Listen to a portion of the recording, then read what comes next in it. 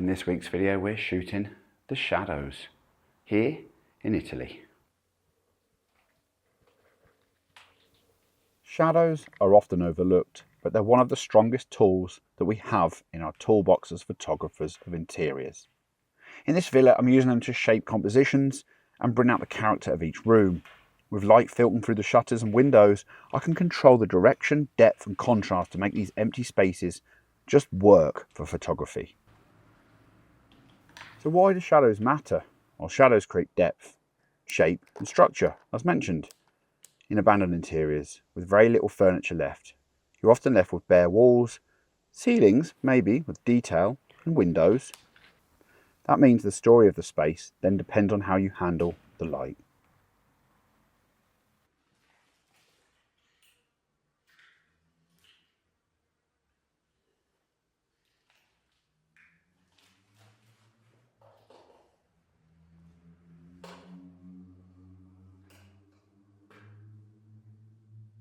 Hard shadows bring strong geometry, sharp edges that cut across the floors and walls when the sun is high. Soft shadows add mood, the kinds you see when the shutters are half closed or when the light bounces gently into a corner.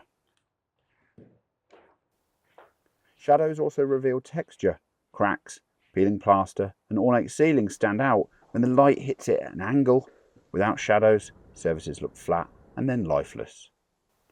We can use shadows as leading lines. Shadows can guide the eye through the frame.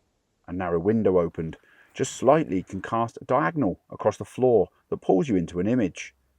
In rooms that are otherwise bare, those lines can only be a way to connect one part of the frame to another.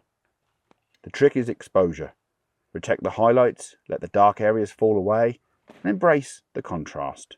With careful tripod work, you can place those shadow lines so they lead directly to a doorway, a ceiling, or even a patch of wall with an interesting texture. Of course, all of this is timing and patience.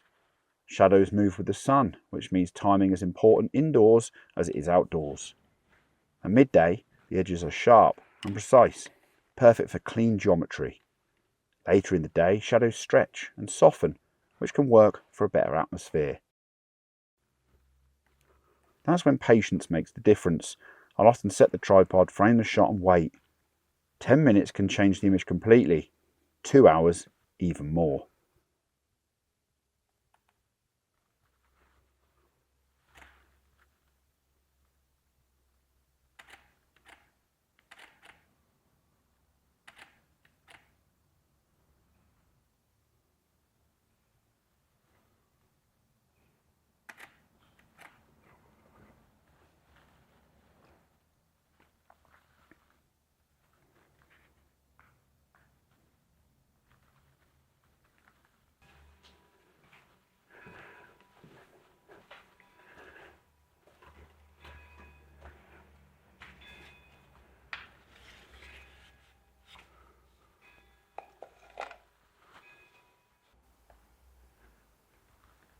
Balancing the light and dark is quite important too.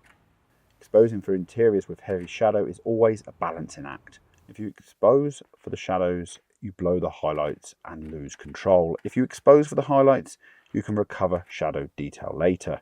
That's the safer choice. I often expose about -1 EV to hold ceiling and window detail.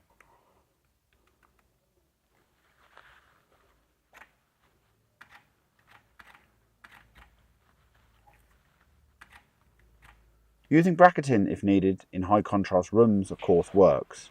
You can bracket exposures -2, -1, 0, +1, +2 if you're doing 5 brackets and then blend them later. This keeps windows intact without losing the mood. You could do window pulls and more if you think outside of the box. Here I also think about colour temperature. In abandoned villas, warm light from one side and cool bounce light from the other can shift the mood completely. Overbrightening destroys depth and makes the photo look false. Leaving some darkness keeps the space believable. We can use shadows as subjects. Sometimes the shadow itself is the subject. A shutter casting repeated bars of light, a doorway edge forming a triangle, or a ceiling only half lit. These moments often stand alone without needing anything else. Often the shadow shape itself is stronger than the source. Of course, abandoned places are often dark. The instinct is to push ISO, add exposure, and try to brighten everything. But the darkness can actually help you. A dark room, one with controlled light source, shapes the light and shapes the space better. It shapes it better than a flat, evenly lit room. Working with that little light makes you think harder about your composition, about your timing, about patience, and that's where the most interesting frames come from.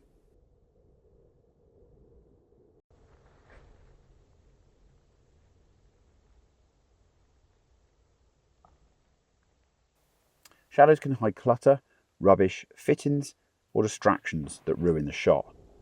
Reframe or crop them out, and always check the angle of light. If shadows fight against the architecture, the image will feel wrong. Align your frame so light and lines work together. Avoid overlifting shadows in post. If it removes the mood and flattens the space, think again. Shadows are one of the most powerful tools for photographing interiors like this villa. Whether you use them to lead the viewer's eye, to shape a scene, or as subjects in their own, shadows are often the difference between a flat image and one that just works.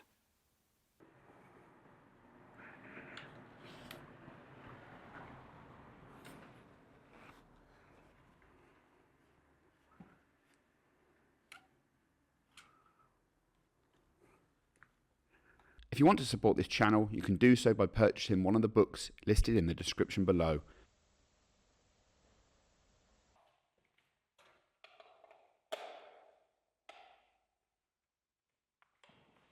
Okay, so that's all from here in Italy. I hope you've enjoyed this style of video.